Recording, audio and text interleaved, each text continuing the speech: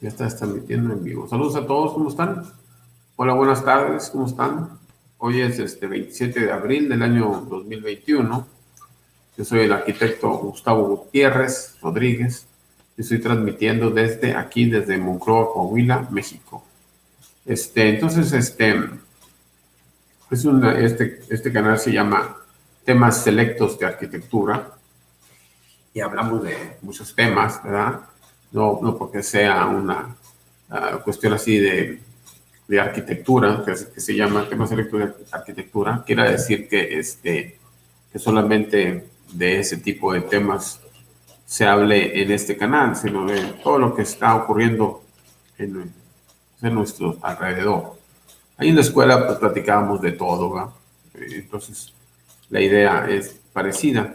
Es una pregunta sobre si el gobierno de López Obrador es un gobierno débil. Y la respuesta yo pienso que sí, es un gobierno débil. El gobierno de López Obrador se puede estar catalogado como un gobierno débil. No sé si al nivel de otros gobiernos que hemos tenido en México en los últimos sexenios, que ha sido básicamente esa su característica, de ser gobiernos débiles. A partir del gobierno de José López Portillo, es la característica de los gobernantes, de debilidad, por distintas razones, por falta de legitimidad. Básicamente la legitimidad los hace débiles, el no tener un grupo político que los respalde atrás de ellos, un partido político fuerte que los respalde, un grupo político como entonces, a partir de la máxima expresión de un gobernante fuerte, pues se dio precisamente con el entronamiento de José López Portillo en la presidencia. Es decir, un presidente como Luis Echeverría fue capaz de colocar en la presidencia de México a una persona como José López Portillo, sin ninguna pues sin ningún bagaje político. Ya lo hemos descrito en este canal, en otros videos, cuando se ha analizado el gobierno de José López Portillo, de cómo una persona como él, independientemente de si tenía una gran cultura o no, que eso pues, es discutible, dicen que tenía una gran cultura, habría que demostrarlo, ver cómo, lo pueden probar, en qué se manifiesta. No tenía ni experiencia política ninguna, trabajo político tampoco, es decir, nunca había participado en política activa, y entonces el presidente lo impone primero como secretario de Hacienda, que tampoco tenía los atributos de conocimientos como para ser secretario de Hacienda, así salido de la nada. ¿Quieres va a pedir trabajo? Échame la mano, ayúdame, quiero agarrar trabajo. Mira, tengo el puesto de secretario de Hacienda disponible ahí. Ándale, mira. Imagínate así, de repente, así de la nada, secretario de Hacienda, sin ninguna experiencia, nunca había tenido un negocio ni nada. Ese señor. Ahora, fue cuestionado, sí. No se analiza mucho porque tienen toda una propaganda a su alrededor donde no se critican a los presidentes, no hay crítica libre. Pero yo estaba viendo hay un informe de gobierno de José López Portillo, lo estaba viendo yo inclusive en YouTube, y entonces ahí me di cuenta que estaba siendo cuestionado. El primer cuestionamiento que lo fuerte contra su gobierno lo hizo Gustavo Díaz Ordaz, cuando así como en broma y no, decía que él sentía que tenía problemas en la vista porque veía dos presidentes. Entonces, señalando de que realmente atrás de José López Portillo se encontraba la figura de Luis Echeverría. Entonces, en ese informe de gobierno, que está en YouTube seguramente, ahí José López Portillo en cierta forma, se defiende de esas críticas y dice que sí, que es una persona que escucha comentarios, consejos, incluso de sus colaboradores, incluso incluye en esos comentarios y críticas y aportaciones a la oposición, que inclusive él la escucha e incluso la promueve. Ahí está en el discurso, que quiere verlo, y pues hay que a los jóvenes, a los que no vieron esa época, hay que ponerse en contexto de por qué está diciendo esas cosas. Y es lógico, es decir, se le está cuestionando su legitimidad como presidente. Entonces, a partir de ahí toma un camino donde quiere desligarse del presidente anterior y empieza a nombrar para los puestos públicos siguientes a personas que son públicamente contrarios al expresidente, pero como una manera para tratar de decir que se está desligando de él, pero obviamente pues es pues es pura apariencia, ¿verdad? Es mera apariencia. Era, entonces era simplemente el inicio de un intento de quererlo quitar del puesto. Es decir, a un presidente débil lo que lo continúa es el intentar sacarlo del poder. Hasta ahora no se ha logrado, pero se ha intentado. Miguel de la Madrid era un presidente débil, sí, por supuesto. Tiene las mismas características de José López Portillo. Sin experiencia política, nunca había ocupado un cargo público de diputado, senador, nunca había tenido así competencia dentro del partido, participación política dentro del partido PRI, que se sepa. Era de raigambre priista, es decir, sus familiares, su papá, su abuelito habían sido priistas de hueso colorado, pero ya estaban muertos. Él era huérfano, a su padre lo asesinaron. Entonces esa figura paterna pues, quedaría solamente como sentimiento hacia que, pues que eran de un partido político, ¿verdad? Pero también en cierto modo, pues una sensación de que la política es algo peligroso, ¿no? Una actividad de riesgo, y entonces en ese sentido la política a nivel local, porque eso ocurrió en el estado natal de Miguel de la Madrid, que era Colima. Entonces, no sé. Lo importante es de que él en realidad nunca participó en política activa, es decir, nunca buscó ocupar un puesto público, tal vez lo hubiera logrado, pero no lo hizo. Entonces no tenía ninguna experiencia del manejo político. Y cuando fue presidente, se dio cuenta, o el partido ya estaba consciente, de que existía una oposición, que empezaba a surgir una oposición real al gobierno, a las tomas de decisión de los gobernantes, sobre todo del partido gobernante, del PRI. Aquí en Monclova, ya lo he señalado, ya habíamos estado siendo gobernados por un partido de oposición, el PAN, desde 1978.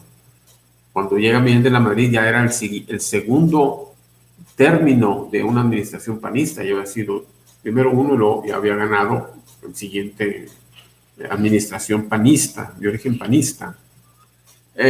Señalar de que eran personas conservadoras, o el PAN, yo no lo veo así. El primer presidente municipal era así un empresario venido a menos, que precisamente incursiona en la política porque su último reducto, su último negocio familiar, del que vivía la familia de ese señor, que era de las familias fundadoras de la ciudad de Monclova, una ciudad antigua, 400 años de haber sido fundada. En los nombres de los fundadores aparece su apellido, que se llama Falcón. Entonces, incluso su casa se encuentra en un sitio muy notorio en la ciudad, cercano al río, y así, muchas fotografías de esa propiedad. Y obviamente que está la casa, y obviamente que es el rancho y todo lo que venía siendo. Actualmente, muchas de esas propiedades de de los dueños de la empresa más importante de la ciudad, es Altos Hornos, y seguramente parte de los terrenos de Altos Hornos pertenecían a la familia de este señor. Entonces, el último negocio que tenían era la distribución de gas doméstico. Y el candidato del PRI, su propuesta de gobierno era que si ganaba la presidencia municipal aquí en la ciudad, iba a introducir el gas entubado a los domicilios. Entonces, haz de cuenta que con eso, pues prácticamente era el último clavo al ataúd del negocio familiar, ¿verdad? Que era la venta de gas doméstico. Entonces ya no iba a ser necesario esas compañías de que distribuyen gas en tanques, puesto que iba ya a estar el gas distribuido a domicilio, como ocurre en otras ciudades, Monterrey y Saltillo, que tienen sistema de gas entubado, gas natural, que alimenta a las viviendas. Incluso en la colonia petrolera en Reynosa también tienen este sistema, donde está el gas entubado. Entonces, eso fue lo que lo orilló a participar en política y buscar el apoyo de todos sus conocidos en la ciudad. Y logró ese apoyo, y en base a eso ganó la primera administración panista en la ciudad. Y entonces, como les comento, no había experiencia de gobierno. Estas personas en un momento dado imaginaron cómo sería un gobierno, cómo gobernar, qué hacer, qué actividades realizar para satisfacer, para tener contentas a sus gobernados. Es decir, lo que viene siendo una acción de gobierno, es decir, cómo le hacemos para que, porque las personas ya nos apoyaron para llegar a la presidencia, bueno, ¿y ahora qué vas a hacer? Ese es un paso muy importante, porque de ese éxito dependió, o de esa base que se creó ahí, de una forma de gobierno, pues así, ni siquiera distinta a la anterior, o sea, simplemente de la toma de decisiones, quién tomaba las decisiones, donde eran tomadas estas decisiones en conjunto, donde participaban no solamente el presidente municipal, sino toda una especie como de comité a su alrededor que apoyaba sus decisiones. Obviamente en ese apoyo estaba la fortaleza de ese gobierno municipal. Es donde se nota cuando eres fuerte políticamente, es decir, porque ¿quién te apoye en tus decisiones? Esa es la fuerza política, se da ahí. Entonces, tú requieres de un grupo que te respalda en tus decisiones. Eso es lo que hace fuerte, en este caso municipal.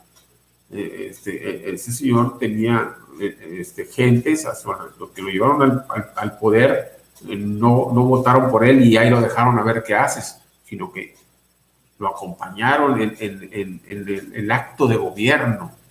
No es voto por ti y ahí te dejo ver qué haces, ¿no?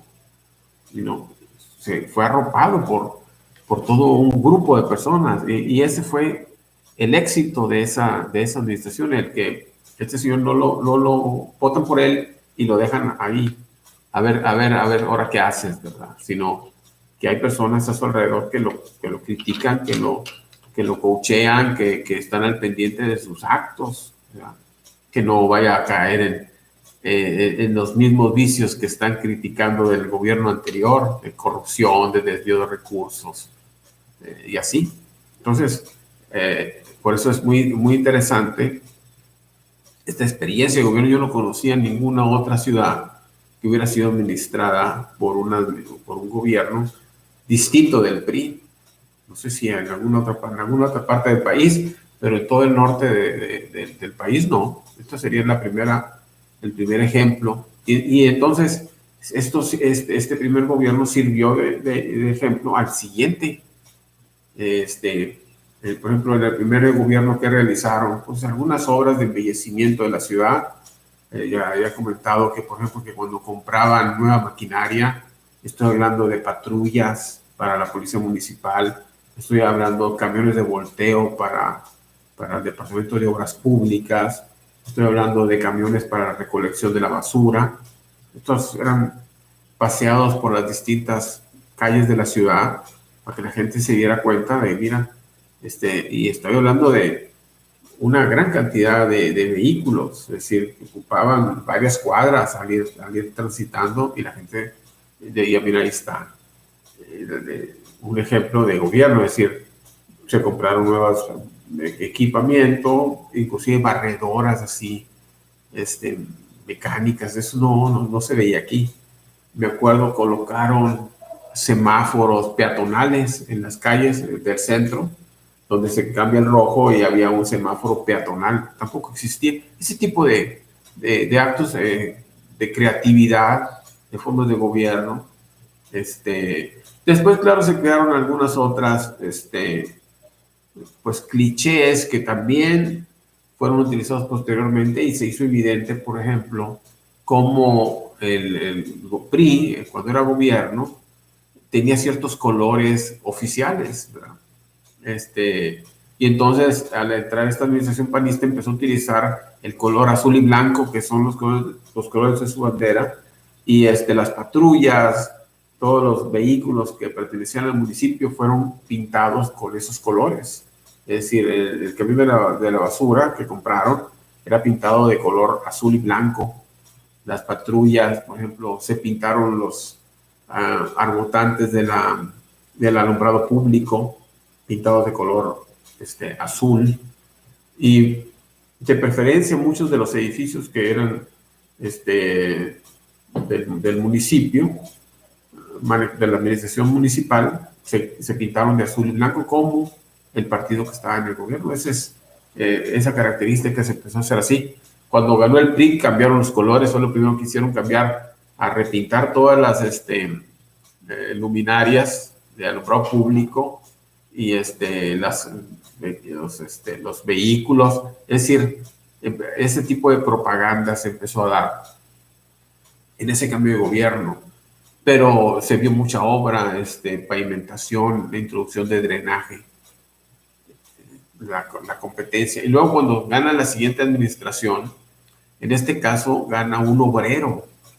Por eso no se da esta cuestión de que los conservadores, es un obrero, un ex trabajador de Altos Hornos, fue el segundo presidente municipal aquí en Monclova por el PAN. Entonces, no existían otros partidos, es decir, los otros partidos contrarios que existían aquí en la ciudad, bueno, en la ciudad y en todo el país, eran estos partidos de membrete que solo servían, que solo eran utilizados para justificar o para dar legitimidad a los gobiernos priistas de que habían ganado en una competencia política. El PPS, el PAN, todos esos partidos de membrete. Entonces no existía un partido auténtico de oposición, el único era el PAN. Por eso, si tú eres de oposición, tu única opción era esa, no había otra opción. Entonces, los obreros de aquí de la ciudad que estaban contrarios o inconformes con las políticas que llevaba a cabo el gobierno, se empezaron a adherir al PAN. Entonces, por eso, aquí el PAN es un partido sui generis, ¿verdad? Porque hay mucho trabajador en sus filas. Entonces, realmente yo no lo considero un partido conservador, simplemente era el único partido oficialmente registrado que podía serles útil para funcionar como oposición.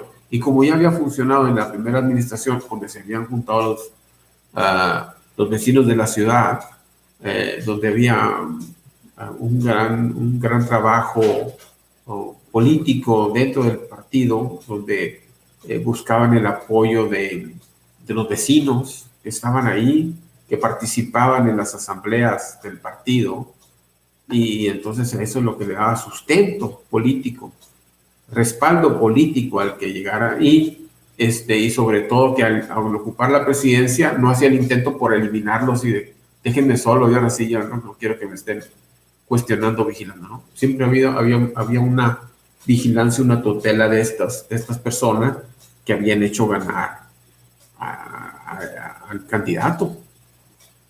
Entonces había ese vínculo, no como siempre ocurre, que es que el político solamente utiliza a los votantes utiliza a los votantes para llegar al poder, y una vez en el poder, lo que no quiere es que le hagan sombra, ¿sí? Que es, sobre todo los que tienen intenciones, de hacer mal uso de los recursos públicos. Entonces, tú lo que tienes es estar cobijado por la gente, que esté atento a tus actividades. Eso ocurrió aquí en la ciudad, donde los que habían ganado tenían, y aparte los requerían, porque obviamente que al ser surgidos de la oposición, los medios oficiales estaban en todo tiempo observándolos, sus actos, lo que hacían y lo que dejaban de hacer. La segunda administración panista me parece a mí que tuvo mejores logros que la primera. Hay ciertas obras que permanecen en la ciudad que se realizaron desde esa administración. Por ejemplo, la estación de bomberos que está aquí en la ciudad, se construyó en esa administración. El Colegio de Arquitectos, los que eran maestros míos en aquel tiempo, fueron los que diseñaron el proyecto. Estamos hablando de 1983, más o menos, que es cuando yo entro a la carrera de arquitectura. Precisamente en ese tiempo es cuando se estaba realizando esta obra de los bomberos. Ellos la diseñaron y el municipio les pasó la administración de esta obra para que el Colegio de Arquitectos obtuviera recursos para sus actividades propias del gremio del Colegio de Arquitectos de la ciudad. Entonces, de esa manera, hubo ahí, un apoyo del municipio, y al mismo tiempo los profesionistas le ayudaron con sus ideas. Ese es otro acto novedoso. Entonces, aquí se ve cómo el gobernante requiere del apoyo de un partido y de los militantes para sus actos de gobierno, para poder soportar las críticas que reciben de los demás partidos, que están obviamente buscando una justificante para desplazarlos en la siguiente contienda electoral. Entonces hay competencia, la competencia es sana, porque se da ese caso, es decir, el partido que perdió está cuestionando al que está gobernando, y el que está gobernando pues tratando de justificar su permanencia en el gobierno en base a una buena administración. Eso se dio aquí. En el tercer, cuando intentaron ocupar una tercera oportunidad, una tercera administración consecutiva del PAN, ocurre este conflicto electoral que se da, y es donde vemos cómo es que el gobierno de Miguel de la Madrid fue un gobierno que intentó cerrarle el paso a los partidos de oposición de distintas maneras, por las buenas y por las malas, así. Es decir, su falta de experiencia política lo llevó a tomar posturas antidemocráticas, es decir, pretender por la fuerza conservar el poder que sentía que se estaba yendo de las manos al PRI, que se creían como con derechos a conservarlo por todos los medios, es decir, no en base a política, sino casi por la fuerza. Y esto ocurre aquí en la ciudad, es un claro ejemplo, y que muestra el signo de debilidad. No es un signo de fuerza lo que realizó ahí al tomar ciertas actitudes antidemocráticas el gobierno de Miguel de la Madrid. Ya había comentado en otros videos de este mismo canal de cómo el secretario de Gobernación cerró algunas publicaciones que criticaban al gobierno, independientemente si estas editoriales que publicaban este tipo de revistas tenían un lado oscuro, como el caso de la revista Impacto, que fue cerrada por el gobierno de Miguel de la Madrid porque criticaba al gobierno. Había unos escritores dentro de esa revista, editorialistas, que hacían análisis y criticaban al gobierno.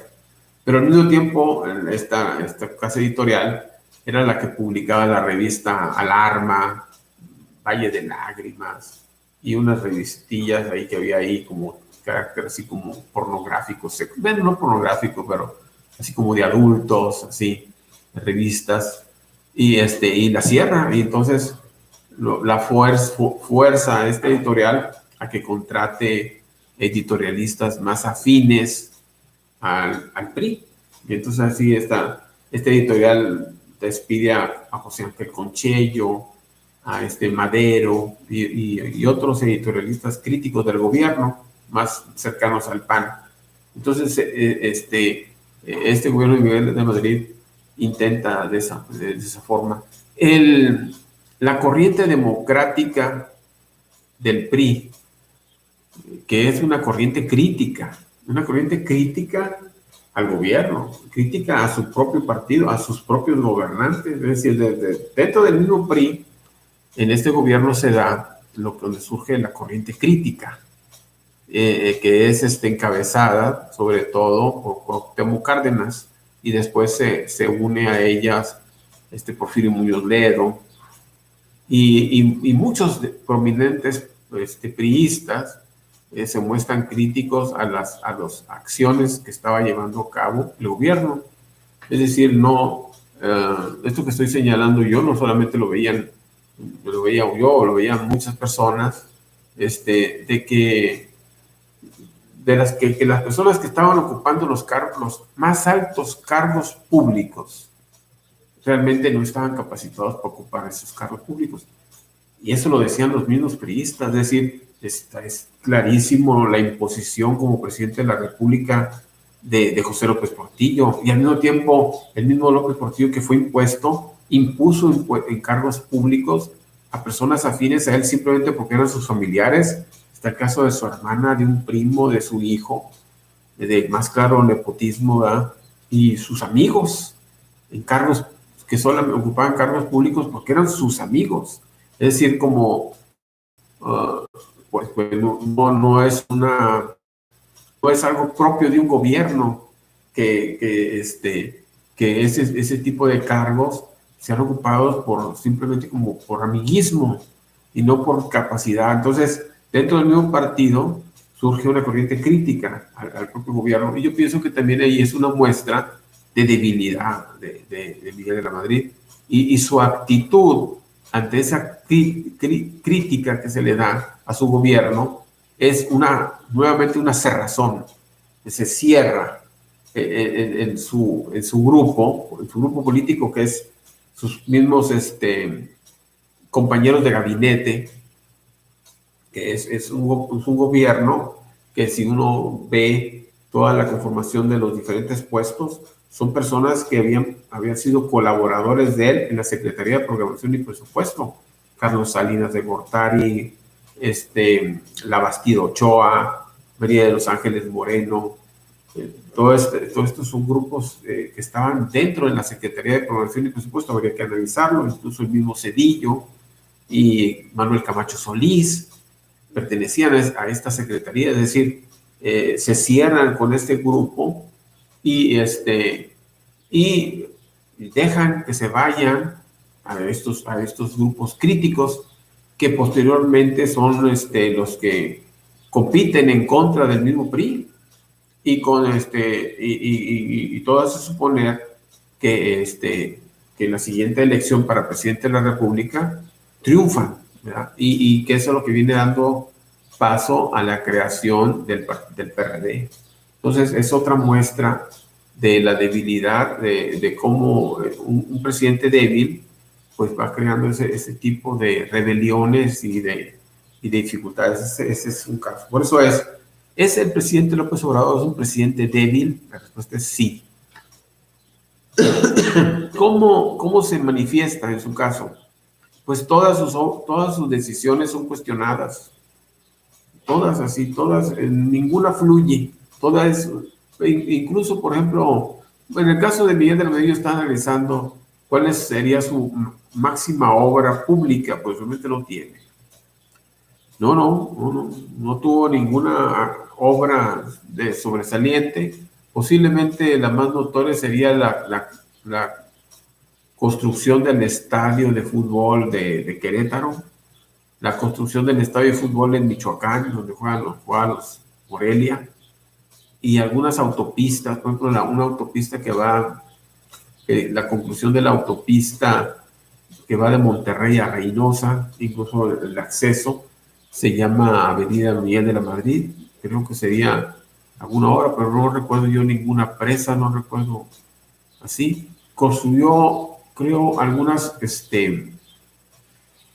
bibliotecas públicas, tuvo un programa de bibliotecas públicas, si recuerdo, incluso la biblioteca Pape, que está aquí, una segunda edificación que se realizó, se realizó en colaboración con la Fundación Pape y con aportaciones del gobierno federal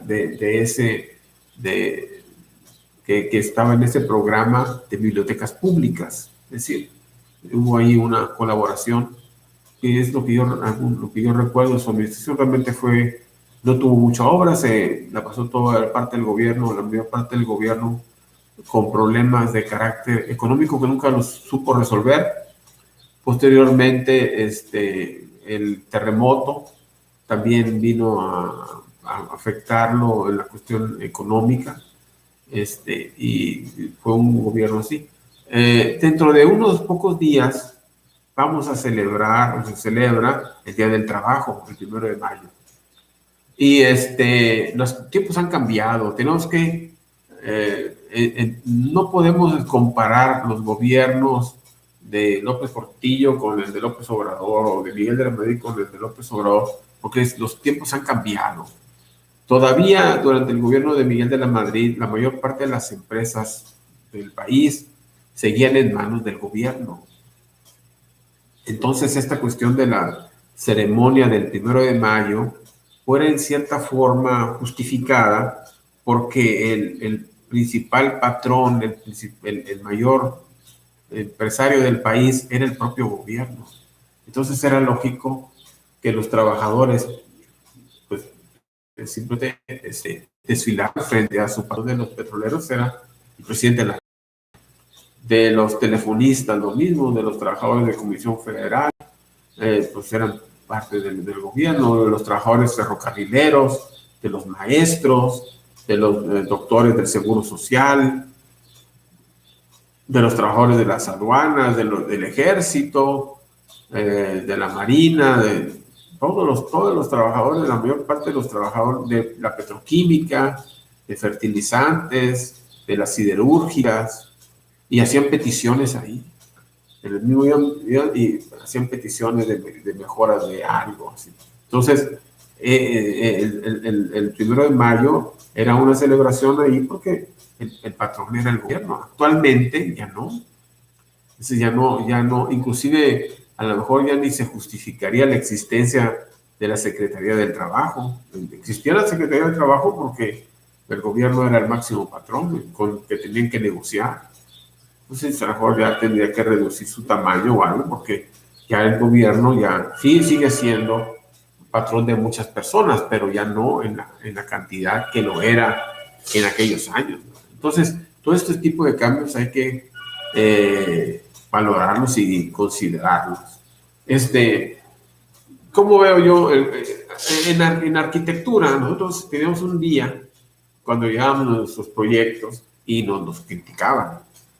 El gobierno de López Obrador hasta ahorita ha estado sustentado en el combate a esta pandemia que se está llevando a cabo, que estamos viviendo a nivel mundial. Esta pandemia ha estado descuidando sus funciones propias de gobierno.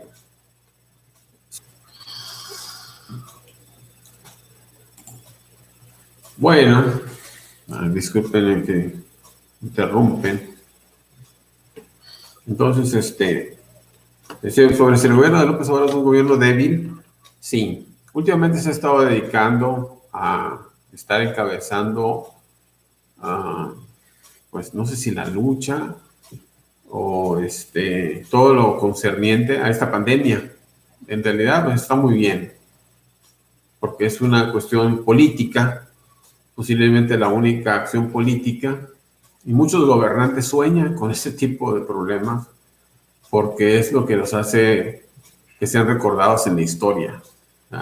Calígula decía que los críticos de Calígula decían que Calígula le deseaba lo malo a su pueblo, a los romanos, porque decía que se sentía que tenía muy mala suerte porque durante su gobierno no había ocurrido ninguna pandemia, no había ocurrido ninguna erupción volcánica, ninguna desgracia natural que hiciera que sea recordado en la historia como había pasado con algunos de sus antepasados.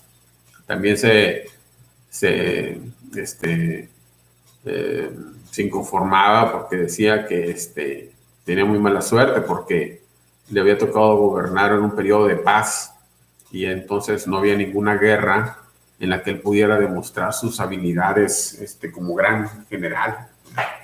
Y entonces no iba a poder ser recordado como su abuelo Julio César, que había combatido en las Galias, ¿verdad? Y entonces la gente lo recordaba como un gran militar, o como Octavio, ¿verdad?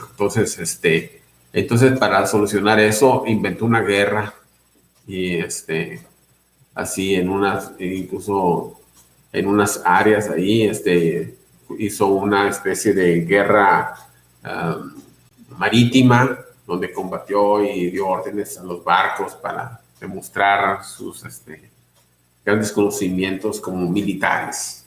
Se recuerda de Calígula. Entonces, los gobernantes siempre buscan estar a la cabeza de cuando hay un terremoto, cuando hay un huracán, y para ser recordados, ¿verdad? de algún modo. Y es el caso de López Obrador, que va a ser recordado por todos los actos tomados con relación a esta pandemia.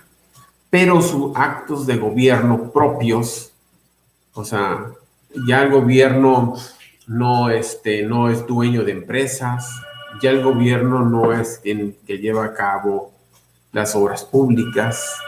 Entonces, ¿cuáles son las funciones del gobierno? En las administraciones anteriores a él, desde López Portillo hasta Peña Nieto, le fueron quitando funciones al gobierno.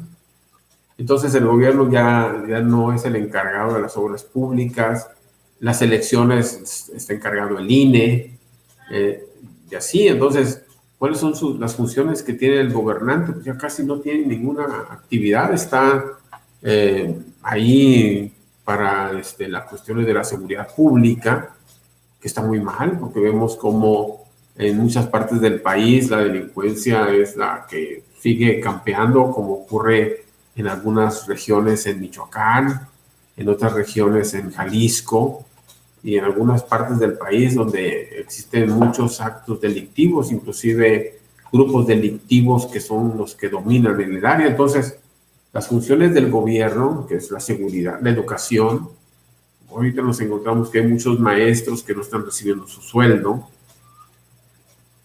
Y esas son funciones del presidente de la República. Sus funciones las tiene abandonadas y está peleado con los jueces porque le suspenden las pocas obras públicas que está llevando a cabo, que es el aeropuerto, el tren transísmico, del que no da mucha información, qué es lo que va a ocurrir, quién se va a encargar de su administración una vez concluido, ya que el gobierno no tiene ninguna empresa ferroviaria como tenía antes. Entonces, ¿en manos de quién va a quedar el control, la administración de estos trenes, del tren transísmico y del tren Maya? ¿Quién va a estar a cargo de su mantenimiento y su cobro? Y con los trabajadores, de quién a quién van a pertenecer, a quién van a responder. Entonces, es así. ¿Es el gobierno de López Obrador pues un gobierno débil? Pues sí, no tiene un partido político que lo respalde. Muchos de sus grupos que lo soportan actúan más como de personas manipuladas, no libres. Hace poquito estaba viendo yo un video de una señora que reclama y dice, esta señora está más que convencida de pertenecer a un grupo, está más bien aleccionada. que reclama ahí a otros grupos contrarios, y el presidente no se ubica en la nueva realidad del presidente de la República.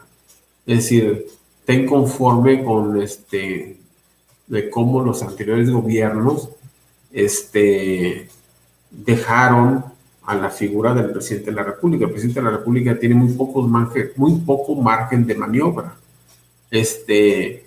Ya no realiza grandes obras públicas para su lucimiento político. México no es un país que participe en conflictos bélicos internacionales. Entonces, la salud, bueno, hay unos organismos que son afines al gobierno, pero al mismo tiempo independientes, como el Seguro Social, el ISSSTE, y entonces ya realmente la salud tampoco está tan en manos del gobierno, más que nada el nombramiento de sus dirigentes y su cuestión administrativa. Entonces, las funciones propias del presidente de la República las tiene abandonadas y está inconforme y quiere invadir áreas que ya le son ajenas, como la cuestión de las elecciones, que se creó un organismo para llevarlas a cabo. Inclusive es un organismo que surge en base a requerimientos de la misma oposición, que se sentía en muchos casos que no participaba de manera en contiendas electorales al mismo nivel justo, sino que el partido en el gobierno siempre tenía las ventajas y siempre las va a tener por lo normal. El partido gobernante siempre es el mayoritario. Entonces es lógico que la mayor parte de los puestos los ocupen personas que en cierto modo participan o tienen simpatías por el grupo que se encuentra en el gobierno. Entonces, cada día queda más evidenciado que el presidente López Obrador es un presidente político débil. Veremos si esta debilidad no camina hacia otro estrato de debilidad, y es decir, que en un momento dado esa debilidad sea tan evidente que anime a sus opositores o dentro de su mismo partido a querer desplazarlo. Es decir, lo intentaron con José López Portillo, sí lo intentaron, aunque no se menciona mucho, pero sí lo intentaron destituirlo. Lo intentaron con Carlos Salinas de Gortari, lo intentaron tratar de destituirlo. Lo mismo a Zedillo. Con Zedillo hubo muchos intentos de querer destituirlo como presidente de la República por distintas causas. Al no poder hacerlo, lo que hicieron fue obligarlo a tener que cambiar de muchos de sus secretarios. Hasta ahora el gobierno de López Obrador no ha mostrado esos signos de debilidad, solamente al inicio de su gobierno, que tuvo que cambiar al secretario de Hacienda y recientemente al secretario de Educación, que son los cambios más notorios que ha tenido su administración: el secretario de Hacienda, secretario de Educación y el secretario de Comunicaciones. Son los cambios que ha realizado hasta el momento, y iremos viendo cómo evoluciona este gobierno que cada día muestra mayores signos de debilidad, sobre todo en lo concerniente en estos roces con el poder del sistema judicial, que es el que más lo cuestiona en la toma de sus decisiones. Bueno, entonces ese era el comentario que quería realizar. Los invito a que muestren sus comentarios y también a que le den like a este video para que más gente lo vea, y estamos en contacto para nuevos videos. Saludos a todos, estamos en contacto. Yo soy el arquitecto Gustavo Gutiérrez y los invito a que vean mis videos como temas selectos de arquitectura. Si vamos a seguir analizando, como hemos estado haciendo, este barrido histórico de los gobiernos más recientes. Actualmente he estado haciendo comentarios respecto al gobierno de Miguel de la Madrid. Bueno, saludos a todos, estamos en contacto para nuevos videos. Bye, adiós.